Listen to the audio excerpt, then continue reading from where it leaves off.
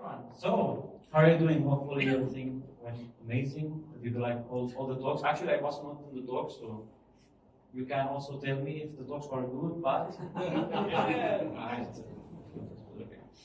So, what are we talking about today? So, we have the introduction, of course. So I'm going to skip it. I'm going to skip all the agenda, but basically we're going to talk why we are using UWB. I'm going to try to be really quick because this session was supposed to be 1 hour. And then suddenly I was surprised it was 30 minutes, so I had to compromise it a little bit. I did give also this session in the FlutterConf last year in Berlin, so it's also recorded, so you can have, I mean, this is actually V2, this is more updated. But yeah, in case that you are missing something, you need to repeat something, you can get it from YouTube, okay? Yeah. Cool. Then, first of all, who am I? So, my name is Ahmed Hamdan, however you can pronounce it, it's good. I have different pronunciations. I'm the Flutter Unit Head of MaibornWolff. MaibornWolff is a German company, it's a consultant company, I'm going to talk about them, with the spoiler alert. I'm also the former RCP. RCP stands for Remote Control Parking. This is what we are actually going to talk about it a lot, in BMW. And the whole experience that we are talking now today about is going to be also about everything that we did in remote control parking in BMW. Okay, so thanks to BMW for allowing us also to give this talk.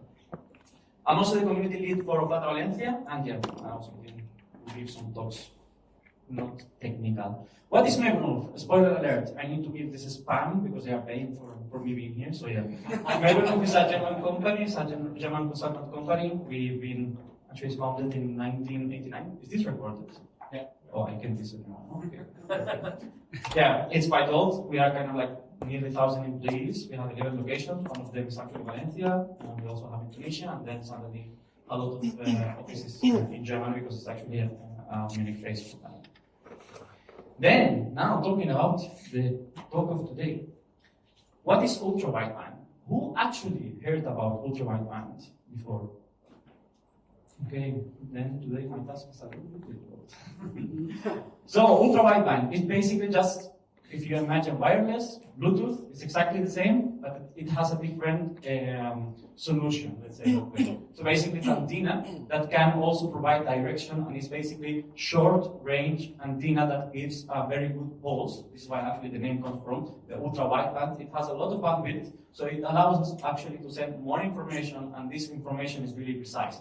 So it gives us really precise centimeter, and you're going to see it then later in the demo, if it works. You're going to see the precision that it gives of centimeter light, okay? It worked? Worked. Normally, actually in your day-to-day life, you also use it. For example, if you use Find My on the Apple or basically also on Google, they have it. This basically is also UWB. Because your mobile phones, most mobile phones has UWB. Also, I was surprised about this actually. I didn't know that there's a big market for it. It's in smart factories. In all of the smart factories, they use it a lot because they need precise to know actually where the machine is to give it a special command. It's really, really used there, and they spending some money there. And of course, another spam, of course, it's also used in BMW. Okay. How and why? Like I was mentioning, so the good thing about ultra-wideband, that if you compare it to Wi-Fi, if you compare it to Bluetooth, it gives these short signals. And these short signals is being calculated, time of arrival. So for example, if you want to calculate in Wi-Fi where the actual user is, if I'm going to calculate from here to there, the way that Wi-Fi calculates is how the strength the signal is. So for example, that is not really accurate. It's also the same that Bluetooth does, but there are also some other methodologies. In ultra-wideband, it's not like that. In ultra-wideband, they calculate the time of flight, how actually long it took to get to the other user. Then this is why it's really good and really precise in that sense. Also the problem, let's say, that one of the problems that we have in iOS is that it's really different from Android. This is why we're talking today also about mobiles and how we can have it also on Flutter. The thing in iOS is that you actually need to calibrate it. It's calibration movement. What does it mean, calibration movement? Is that you need to a little bit to move it so it can get the antenna of the UWB. Okay? Then, if we want to compare a little bit about UWB, Bluetooth, and Wi-Fi, when we should use each one of them. So BLE, Bluetooth Low Energy, everyone used here Bluetooth Low Energy, yes? Ooh, okay. Then BLE is actually more cheap and actually it doesn't consume that much battery.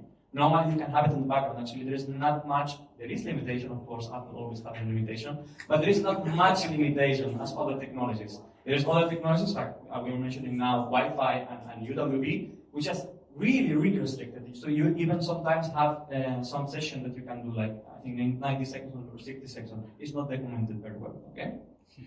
So basically, BLE answers to the question, like, who is where, okay? Who is here? So basically, if we want to ask, do we have devices here connected? And Bluetooth will answer that question. Yeah, we have 17 devices connected. But it will not answer, where is these people actually? Like, who's at the left, who's at the right, who's up? And this is what UWB can answer, okay? Where exactly are they? And of course, Wi-Fi, but normally it's not being that much used. Wi-Fi is more to send real big chunks of data. So whenever you need really big chunks of data to be sent, that's when you use Wi-Fi. Cool. Then, how actually, we're gonna see a practice, how actually they work together, because this whole talk is about how we actually manage some time, and especially, for example, for the UWB session, how we manage to use Bluetooth with UWB, and why do we need even Bluetooth for that. So first of all, for the step of discovery, we are now talking about the steps that we need to do a ranging session of UWB, okay? For the staging and this whole discovery process, if you do it with UWB, it can be done. But it's really, really, as I was mentioning, it consumes battery, it consumes energy. It's not that good for actually detecting who's the peers that you can connect with. So normally, all of this discovery is being done on Bluetooth, okay?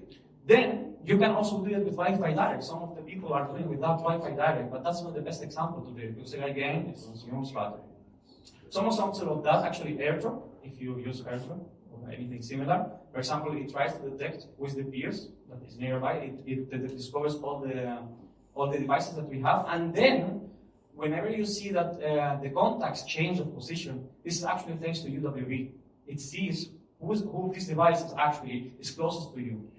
So for example, this is why it arrives like a first contact. Okay. Then the second step will be the capability handshake, and the capability handshake, it depends a lot on the UWB. It's only the UWB. So before any UWB session we actually open, we must agree on the keys that we are gonna exchange. Okay, we need to exchange this kind of tokens first. But we have different roles in UWB. So there is the role that you can be peer-to-peer. So basically, both of them are talking to each other, like if they are on the same A level. And we have also the profile. For example, we use this a lot when we are the accessory mode, when we are doing, for example, AirTag. If you have AirTag, for example, this is also UWB. Is it called Galaxy Tag, I think?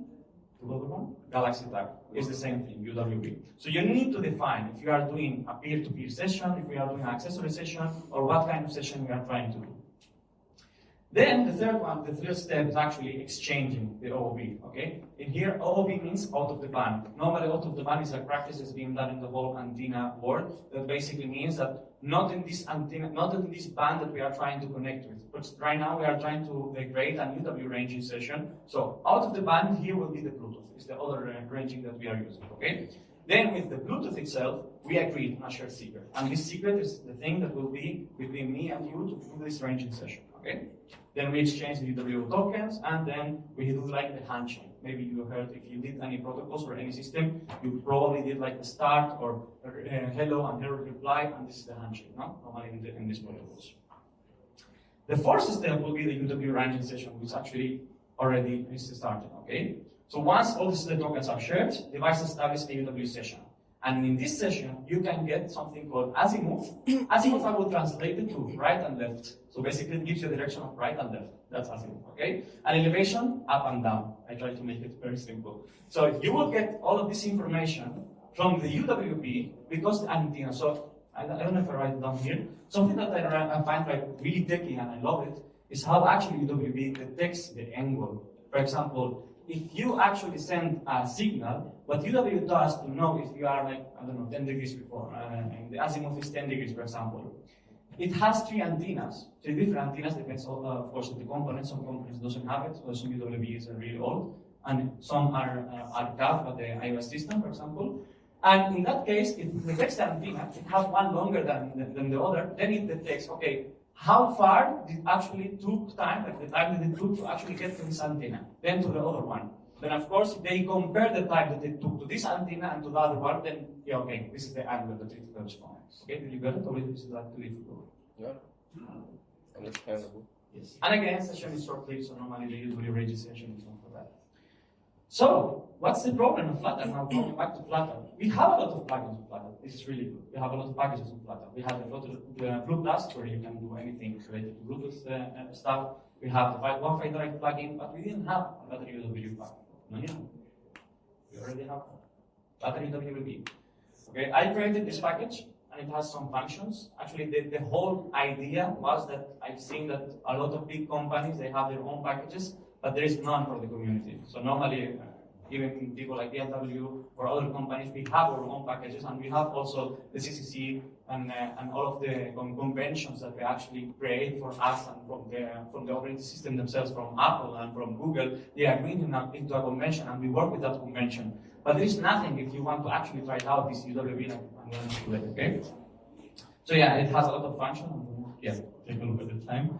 It has a lot of functions, you can check it. This is the QR code if you want to check the package. Actually, it was released recently, and I'm going to explain why I took some time to release it. Cool. Then, let's go to the live demo, probably the thing that we are most excited about here. Hopefully it works.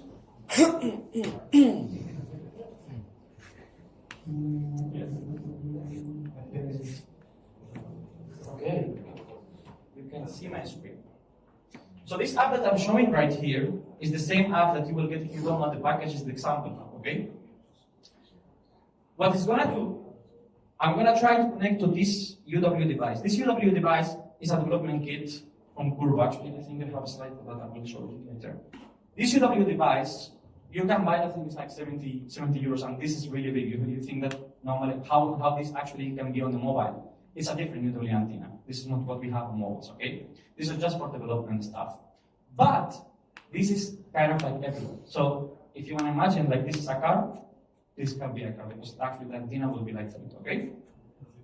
So what we want to do is, in this UWB, if we connect from the mobile, this is an iPhone 12, and iPhone 12 has the U1 chip. There is the U1 chip, which is the UWB chip, and there is a U2 chip, okay? And this is the old one, let's say it that way. But the old one is good, and this is why I'm testing with this one, because it's not capped. In the U2, for some reason, in the iPhone 15 and the iPhone 16, Apple decided to cap the angle, so you can't see the angle. I have the iPhone here, but you can't see the angle, okay? You will receive the information, and you can see it on the back, but you will not be able to actually get the angle. Don't ask for Apple. This is Apple.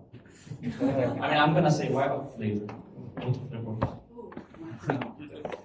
Okay, so what we want to do is, this is the example app, so whenever you download the package, you will see it.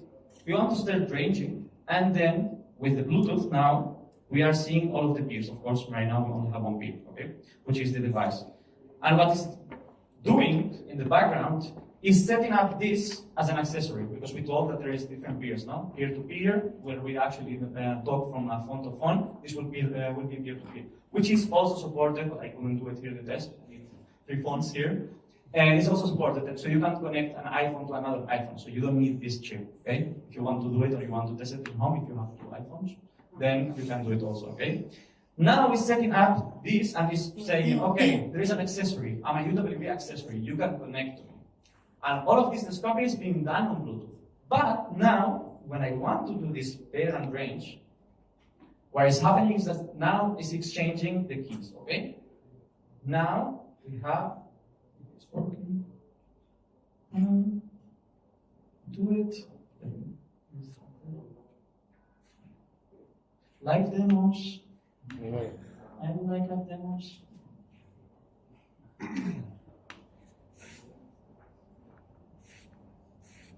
Now it doesn't appear. To be honest, I was playing around with the package, so I think I broke it.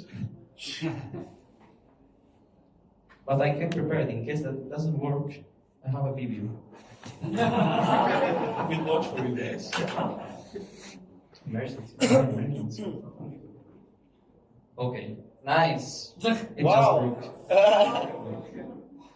I'm gonna test something.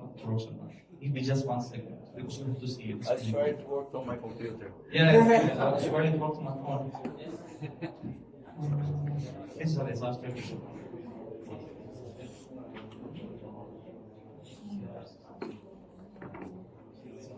Please, Cloud, help me run it up.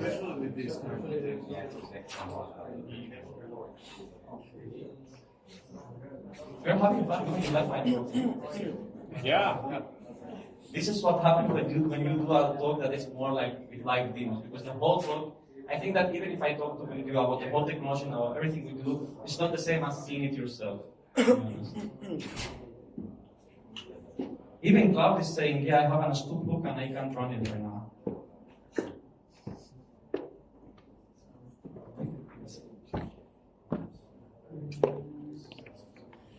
Yes, and like don't lose hope. It might still work. We have time now. 3 minutes? But looks nice. Yeah, let's do something. It will run in the background, but I will continue the talk.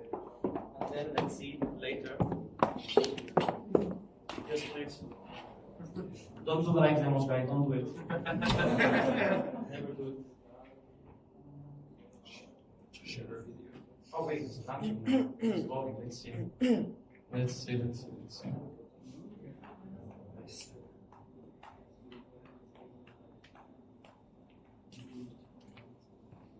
Come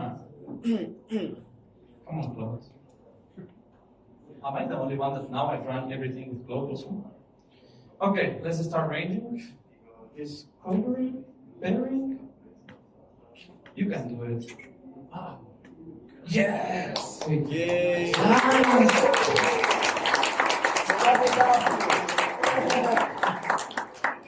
You can see actually how accurate it is, and this is what I wanted to also show you. Of course, the arrow moves really cool. I try to do the same experience as Apple, but yeah, of course I can do it in one day. But yeah, if you can see here, we have the distance, which is actually really accurate. It's in the meter-based distance, so whenever I move closer, we will have the distance changing. And you can see how actually also the elevation is accurate. So that no, that was not accurate. But yeah, how the elevation and azimuth is actually accurate. And we use it a lot now coming back to my talk. We use it a lot in other contexts. So, for example, requirements, I'm not going to talk about requirements. My setup, I'm not going to talk about setup. Is the status, we are going to talk about RCP. I'm not going to back to maybe the cool stuff. So, in RCP, there was a big challenge. I'm going to talk about this is in the background. There was a big challenge. So, we had the challenge that we need to make sure that whenever we create a connection, because all of the commands that we send to the vehicle is being done by Bluetooth. So, no problem there. But how can we know that actually the user is really close? We wanted to make a security range of 6 meters. So you only can connect to your car by your mobile in 6 meters. And of course, Bluetooth is not really accurate. So what we did was actually with UWB, we now calculated how far you are from the ranging, with the RTE ranging as we call it. Then later, thanks to UWB, of course, and thanks to Bluetooth, we can send commands. Most of the commands that you can see here is actually public announced, which is car key API. If you want to see it, you can see it there. And yeah, you can then successfully park your car with your mobile. Wow.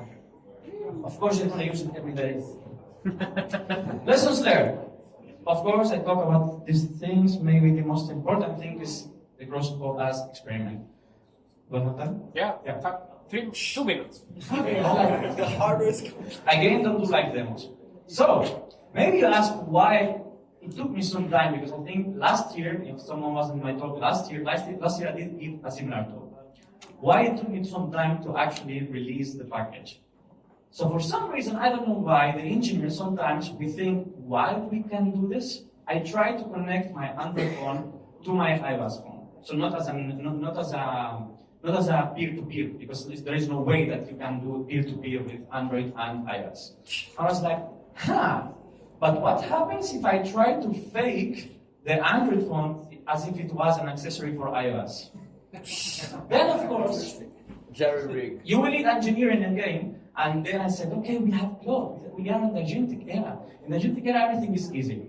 Let's reverse engineer it. And that's what I did.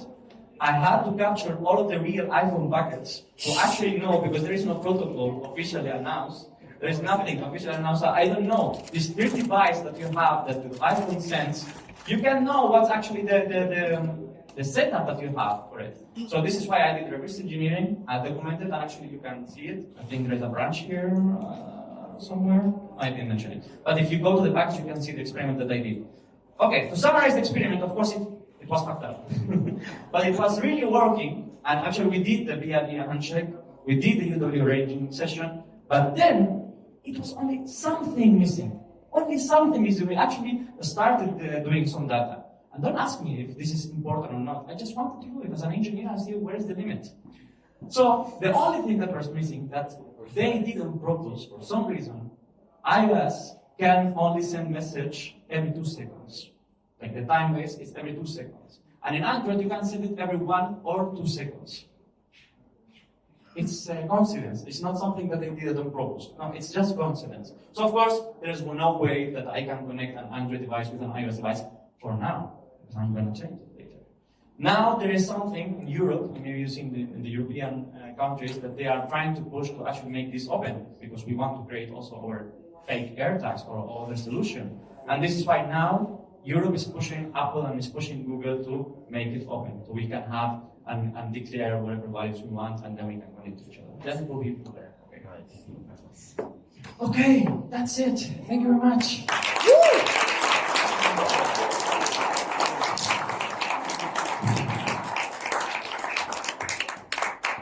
Actually, from all the talks that I did in my life, this is actually the hardest one today.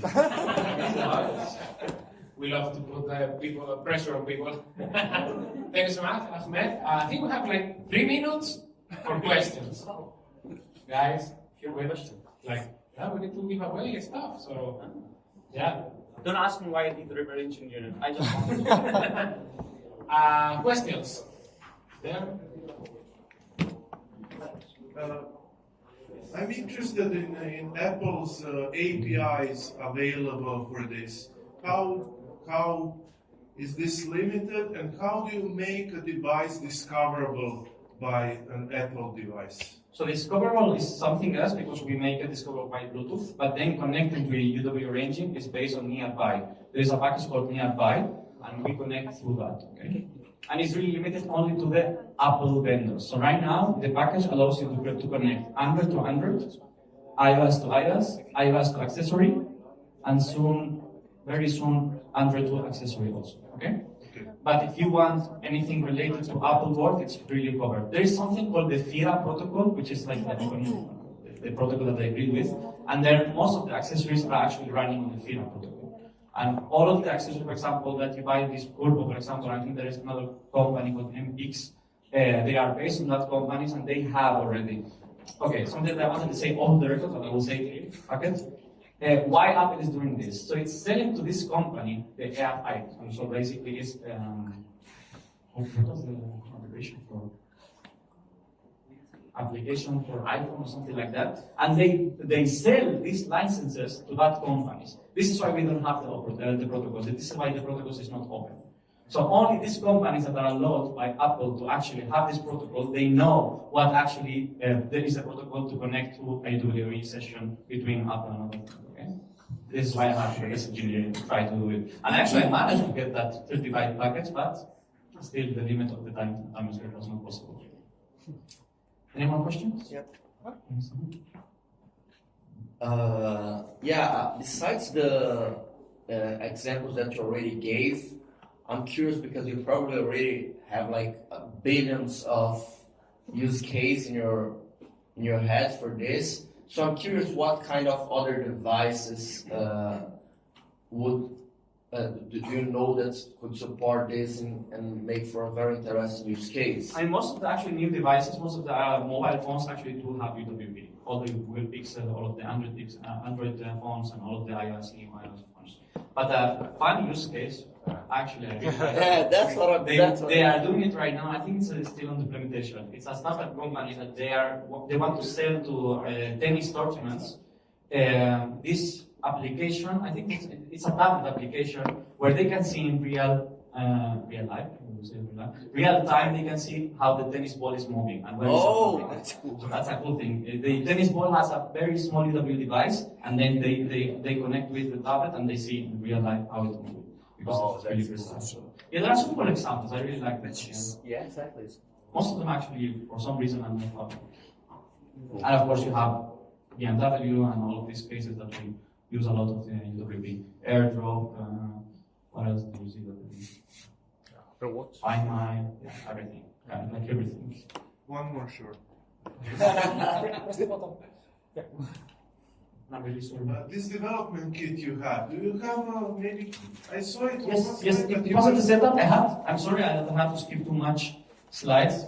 But for me, it was more important to, maybe it's just for me than for you. I wanted to do the live demo. So this is the setup. This is the actual device that you can see is the Curvo DWM8000, blah, blah, blah, blah, blah. And I think the cost is 70 euros. You can get it online. But, if you have another iOS device, I will highly recommend you that you can start with the other iOS device. From your friend, from your girlfriend, from anyone, you can get the device and then test with it. Because it's really fun also to test with it, to be honest. Another question? I see many questions. I'm sorry for that. One more. Yes. Hi. About the limitations, are the same that have Wi-Fi and Bluetooth? No. I was only talking about UWB limitation. So there are some iOS limitation, some OS limitation, and there's some hardware limitation. So hardware limitation, I mentioned that basically the new iPhones, for some reason, they block that you can't see the elevation and azimuth of the Restricted area where you cannot use internet or Wi-Fi, I didn't know. You don't need internet for UWB. You don't need neither internet, neither Wi-Fi. It's a separate antenna. This is the antenna actually. You can imagine that the antenna that you have in your phone, it's this one but really small. I think it's exactly this size. No, this size. And nowadays the only use is to set where is your device. But That's the main use actually. I mean, you will not use it for transferring files, you will not use it for anything else. The way that actually ultra-wideband, the name says, the whole bandwidth that they have to actually send a lot of pulses and then receive these pulses back and they calculate precisely where the location is. This is the whole thing about UWB. They invented it because of that, because Bluetooth didn't have good calculation, Wi-Fi didn't have good calculation, so they needed another antenna for that. But there is no other use for it.